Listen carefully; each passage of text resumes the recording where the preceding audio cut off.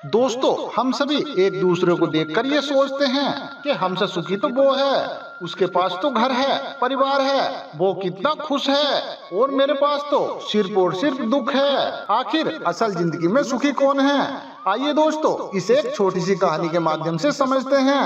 नमस्कार दोस्तों, बौद्ध मोटिवेशन यूट्यूब चैनल में आपका दिल से स्वागत है। बहुत समय पहले की बात है। एक बार एक भिखारी गांव में भीख मांगने के लिए जाता है। वह भिखारी भीख मांगते मांगते एक किसान के दरवाजे पर पहुंच जाता है।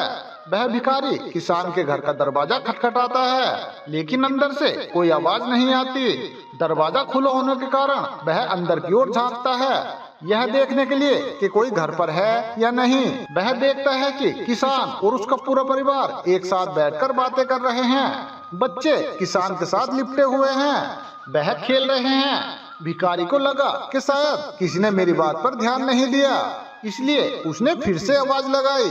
जब उसने दूसरी बार आवाज लगाई तो किसान की पत्नी ने सुना, और उसके बाद वह थोड़ा सा अनाज लेकर घर से बाहर आई और उस भिखारी को भिक्षा दे दी। उसके बाद वह भिखारी वहां से चला गया, और कुछ आगे चलकर वह यह सोचने लगा कि ये कितना खुशहाल परिवार है, ये लोग कितने सुखी हैं। इनके परिवार में 2 बच्चे हैं और वह बच्चे अपने पिताजी के साथ खेल रहे हैं। सब कुछ देखकर कितना अच्छा लग रहा था। काश मेरा भी परिवार होता। उस किसान का परिवार कितना खुश है। और एक मुझे देखो, मुझे दिन भर भीख मांगना पड़ता है, फिर घर आकर खुद को खाना बनाना पड़ता है, और मुझे बहुत ज्यादा परेशानी होती है। यह सोचता हुआ भिखारी आगे की ओर चला गया। किसान के परिवार ने खाना खाया, और खाना खाने के बाद किसान अपनी पत्नी से कहने लगा, घर खर्चे के लिए पैसे नहीं हैं, बहुत ज्यादा परेशानी है। अब तो साहूकार से 1000 रुपए उधार लेने पड़ेंगे, पता नहीं वो देगा या नहीं। किसान की पत्नी ने उसे धैर्य रखने के लिए कहा, और वह बोली, आप जाओ, आपको साहूकार पैसे दे देगा। वह किसान एक सेठ के पास गया, जिसके पास कपड़े की दुकान थी। वह ब्याज पर लोगों को पैसा देता था। किसान ने सेठ से 1000 रुपए उधार मांगे। जब सेठ किसान को पैसा दे रहा था तो उसने देखा कि वहाँ पैसे का हिसाब लगा हुआ है। किसान जब वहाँ से निकला तो वह सोच रहा था कि साहूकार कितना खुश है, मैं कहाँ 500 या 1000 के लिए घबरा रहा हूँ, बहुत परेशान हो रहा हूँ, और उस सेठ के पास 20,000 30,000 का हिसाब चल रहा है। वह किसान ये सोचते सोचते अपने घर चला गया। उस सेठ की अपने गांव में एक छोटी सी कपड़े की दुकान थी। गांव में कपड़े लाने के लिए उसे शहर जाना पड़ता था। वह शहर की एक बड़ी दुकान से कपड़ा लाता था। अगले दिन वह सेठ शहर पहुंचा। वहाँ जो बड़े दुकान के सेठ जी थे, उनसे मुलाकात की और उन सेठ से कहा, हे सेठ जी, मुझे कपड़ा खरीदना है। तभी उस सेठ का एक कर्मचारी उसके पास आया और सेठ जी से बोला, हे सेठ जी, हमें इस बार 1 लाख का फायदा हुआ है। हे सेठ जी, हमें 2 लाख का फायदा हुआ है। कोलकाता में माल पहुंच गया है, मुंबई में हो गया। ये सब उसको वहाँ देखने को मिला। जब गांव का सेठ वहाँ से निकला, वह सेठ सोचने लगा कि हम अपने आप को इस गांव का सबसे बड़ा सेठ मानते हैं, और हम 5-10 हजार में खेल रहे हैं, यहाँ तो लाखों का फायदा हो रहा है। यह सोचते सोचते वह सेठ अपने गांव के लिए रवाना हो गया, और उसके बाद बड़े वाले सेठ के पास उसका नौकर आया और वह बोला, हे मालिक, हमें 7 लाख का घाटा हो गया है। यह बात सुनकर सेठ जी का दिमाग सटक गया। तभी एक दूसरा नौकर आता है। वह कहने लगा, हे सेठ जी, आज तो आपको दावत में जाना है। अपने जो राय बहादुर साहब हैं, उनके यहाँ आपकी दावत है, आप जल्दी से तैयार हो जाइए, हमने मोटर गाड़ी लगा दी है। सेठ जी दुखी मन से तैयार हुए और उस गाड़ी में बैठ गए, और थोड़ी देर बाद सेठ जी राय बहादुर के घर पहुंच गए। वहाँ दावत सजी हुई थी। वहाँ बड़े बड़े सेठ आए हुए थे। उन सेठ जी के लिए तो बैठने तक की जगह नहीं थी। जैसे तैसे उनको कुर्सी मिली। उसके बाद वह सेठ जी देखने लगे कि कमिश्नर आ रहा है, कलेक्टर आ रहा है, उनकी पार्टी में बड़े बड़े अधिकारी आ रहे हैं। यह सब नजारा देखकर वह सेठ जी सोचने लगे कि कहाँ मैं अपने आप को सेठ मानकर बैठा हूँ, और मैं कितना खुश हो रहा हूँ। अरे सबसे ज्यादा तो सुखी ये हैं, इनके पास बड़े बड़े अधिकारी आते हैं, चाय पीते हैं, हाथ मिलाते हैं, अरे जलवा तो इनका है। उसके बाद वह सेठ जी राय बहादुर से मिले और उन्हें तोहफा दिया। खाना खाया और वह अपने घर के लिए रवाना हो गए। राय बहादुर साहब के यहाँ दावत खत्म हो चुकी थी और उनका सर दर्द होने लगा, क्योंकि इन्हें दिन भर से चिंता थी कि दावत कैसी होगी, कहीं दावत में कुछ कमी न रह जाए। वह फिर जाकर अपने कमरे में लेट गए। नौकर आकर उनकी सेवा करने लगे। जब सर दर्द बढ़ गया तो उन्होंने डॉक्टर बुलाया। तभी राय बहादुर साहब के पास एक संदेश आया, जिससे ये पता चला कि व्यापार में घाटा हो गया है। इस बात को सुनकर अब उनका सर दर्द और भी ज्यादा बढ़ गया। राय बहादुर ने अपने नौकरों से कहा, अरे हमारी क्या जिंदगी है, बड़े बड़े अधिकारियों को चाय पिलानी पड़ती है, उनके लिए पार्टी रखनी पड़ती है। जब वे सब पार्टी वगैरह करते हैं तो हमें भी उनके लिए दावत रखनी पड़ती है, वरना कौन इतना सर दर्द मोल ले। तभी उन्होंने देखा कि खिड़की से एक भिखारी जा रहा था, जो अपने हाथ में डंडा लेकर गाना गा रहा था। जीना है तो हंस के जियो, जीवन में एक पल भी रोना ना। फिर वह सेठ जी अपने नौकरों से कहने लगे, अरे देखो, अपने जीवन में सबसे सुखी तो ये है, इसको कोई भी चिंता नहीं है, ना ही घाटे की और ना ही फायदे की। ये वही भिखारी था जो उस किसान को सुखी मानता था, सबसे खुश मानता था। दोस्तों, हर एक इंसान खुश तो है, लेकिन वह अपने से धनवान व्यक्ति को देखकर दुखी हो जाता है। उसे यह लगता है कि केवल धनवान व्यक्ति ही खुश रहते हैं, लेकिन धनवान होने का अर्थ ये नहीं है कि वे व्यक्ति खुश है। अगर आप जीवन में खुश और सुखी रहना चाहते हैं तो अपने से धनवान की ओर ना देखें। ऐसा भी हो सकता है जैसा जीवन आप जी रहे हो वैसा जीवन जीने के लिए कुछ लोग तरस रहे हो। दोस्तों, दूसरी सीख हमें इस कहानी से मिलती है। ये कहानी हमें अपने आप से रूबरू कराती है और हमें ये असलियत दिखाती है कि हम जैसे भी हैं वैसे ही अच्छे हैं। एक छोटे से गांव में एक व्यक्ति रहता था जो पहाड़ से पत्थर तोड़ने का काम करता था। उस व्यक्ति को अपनी जिंदगी से कोई शिकायत नहीं थी। वह पूरी लगन और मेहनत से दिन भर काम करता था और शाम को काम खत्म होने के बाद उसे जो भी पैसा मिलता उसे लेकर वह अपने घर आ जाता था और अपने परिवार वालों के साथ कुछ समय व्यतीत करता था और फिर चैन से सो जाता था। ऐसा करते करते उसे कई साल बीत गए। हर दिन की तरह वह अपना काम खत्म करके अपने घर जा रहा था। रास्ते में चलते चलते उसके मन में एक ख्याल आया कि अरे मेरी भी क्या जिंदगी है, मैं सुबह से शाम तक पत्थर तोड़ने का काम करता हूँ और शाम को मुझे थोड़े से पैसे मिलते हैं, जिससे मुश्किल से मेरा और मेरे परिवार का गुजारा हो पाता है। शायद कहीं से आज मुझे कोई ऐसी शक्ति मिल जाए जिससे मैं जो चाहूँ वो पूरा हो जाए। वह अपने घर गया, उसने खाना खाया, लेकिन उसका ध्यान खाने की ओर नहीं था। उसके दिमाग में बस एक ही ख्याल था कि काश मुझे कोई ऐसी अलौकिक शक्ति मिल जाए जिससे मैं जो चाहूँ हासिल कर सकूं।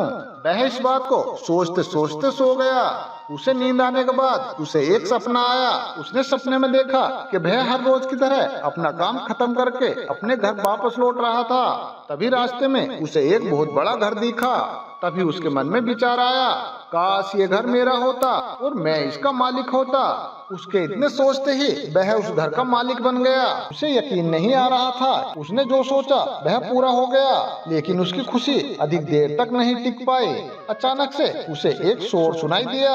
उसने देखा कि उसके घर के बाहर से एक रैली निकल रही है, जिसके बीचों बीच एक राजनीतिक है। उसे देखकर उसके चारों ओर वाले लोग उसके नारे लगा रहे थे और सभी उसे देखने के लिए तड़प रहे थे। तब उसको यह एहसास हुआ कि मैं कितना छोटा हूँ, अरे मेरा तो कोई अस्तित्व ही नहीं है। काश मैं भी एक राजनेता होता और मेरे पास इतनी ही क्षमता होती। उसकी इतनी सोचने की देर थी कि वह राजनेता बन गया।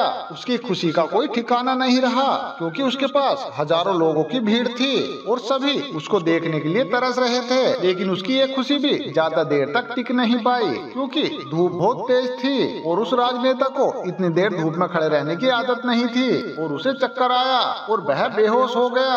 फिर उसे एहसास हुआ कि यह राजनेता सबसे ताकतवर नहीं है, ये जो सूरज है यह सबसे ताकतवर है। उसके मन में ये विचार आया कि काश मैं एक सूरज होता तो मेरे आगे कोई भी टिक नहीं पाता। उसको इतनी सोचने की देर थी कि वह सूरज बन गया। वह खुशी के मारे पागल हो गया। पूरी दुनिया को यही रोशन कर रहा था। पूरी दुनिया में कोई इंसान ऐसा नहीं था जो उसकी रोशनी को रोक सके। लेकिन उसकी यह खुशी भी ज्यादा देर तक टिक नहीं पाई, क्योंकि कुछ देर बाद आसमान में काले बादल आए और उसकी रोशनी को रोक दिया।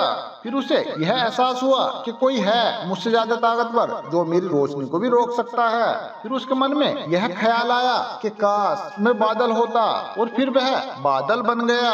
उसको ऐसा लग रहा था कि जैसे वह आसमान में उड़ रहा है और वह जहाँ चाहे वहाँ जा सकता है। लेकिन कुछ देर बाद एक हवा का झोंका आया और उसे उड़ा ले गया। फिर उसे ये एहसास हुआ कि बादल सूरज की रोशनी को रोक सकता है, लेकिन हवा को नहीं, क्योंकि ये हवा उसे उड़ा कर ले गई। फिर उसके मन में यह विचार आया कि काश मैं हवा होता, और वह हवा बन गया। हवा बनने के बाद उसने अपने अंदर एक ऊर्जा महसूस की। फिर उसने सोचा मैं जिसे चाहूँ उसे उड़ाकर ले जा सकता हूँ। उसे ये एहसास होने ही वाला था कि इस दुनिया में सबसे ज्यादा ताकतवर मैं हूँ। लेकिन तभी उसके सामने एक पहाड़ आया। उसने पूरी ताकत लगा दी, लेकिन उस पहाड़ को नहीं हिला सका।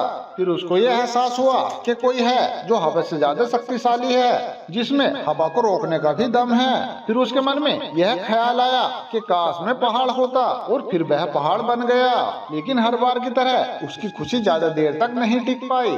एक जानी पहचानी आवाज उसे सुनाई दी, और उसके साथ ही साथ उसे दर्द होने लगा कि जैसे कोई है उसे तोड़ रहा है, उसे मार रहा है। तब वह दर्द से चीखने लगा। फिर उसके मन में यह ख्याल आया कि मैं वो बन जाऊं जो पहाड़ को तोड़ने का दम रखता है। लेकिन इस बार उसकी यह ख्वाहिश पूरी नहीं हुई।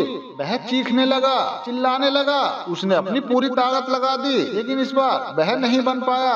उसका दर्द बढ़ता ही चला जा रहा था। उस दर्द के कारण उसकी नींद खुली तो उसने देखा कि उसके सामने एक शीशा था। जब उसने शीशे में अपने आप को देखा, उसे समझ आ गया कि मैं वो क्यों नहीं बन पा रहा था जो मैं बनना चाह रहा था, क्योंकि असलियत में मैं वही हूँ। दोस्तों, किसी से कुछ सीखना अच्छी बात है, लेकिन अपने अस्तित्व को भुलाकर किसी दूसरे का अस्तित्व को अपना लेना अपना और साथ में ईश्वर रूपी कारीगर का भी अपमान करना होता है, जिसने आपको सबसे अलग बनाया है। हम भूल जाते हैं कि हम सभी में एक न एक खासियत होती है जो हम सबको खास बनाती है। बस उसे हमें अपने अंदर तलाश करना होता है। इसलिए आप जैसे भी हैं, आप अच्छे हैं। आपको किसी के भी जैसा बनने की जरूरत नहीं है। आप जैसे भी हैं सर्वश्रेष्ठ हैं। अगर आपको कुछ बनना है तो आप अपने आप को पहचाने, अपनी क्षमता को पहचाने और अपना श्रेष्ठ संस्करण बने।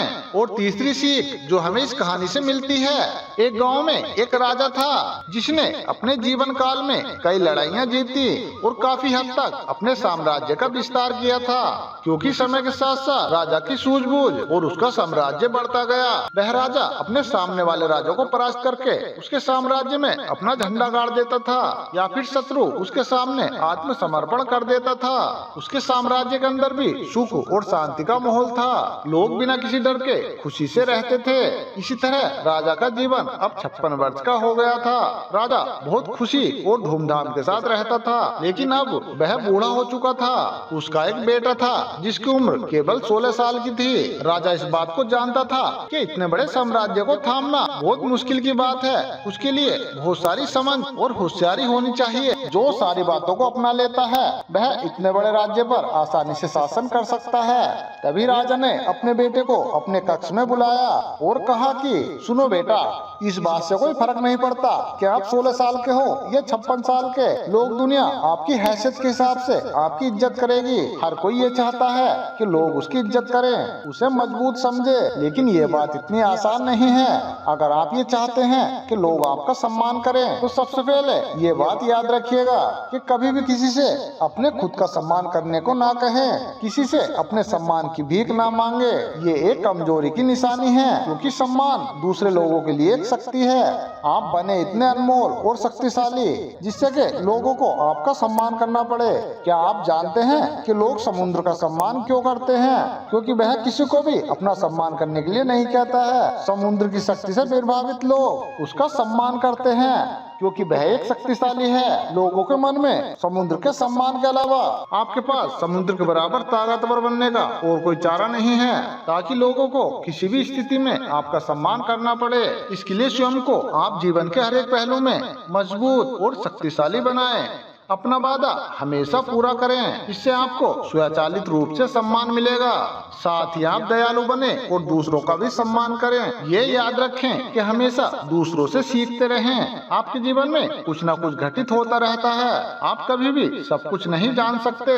जीवन की वास्तविक शिक्षा भी वास्तविक जीवन से मिलती है।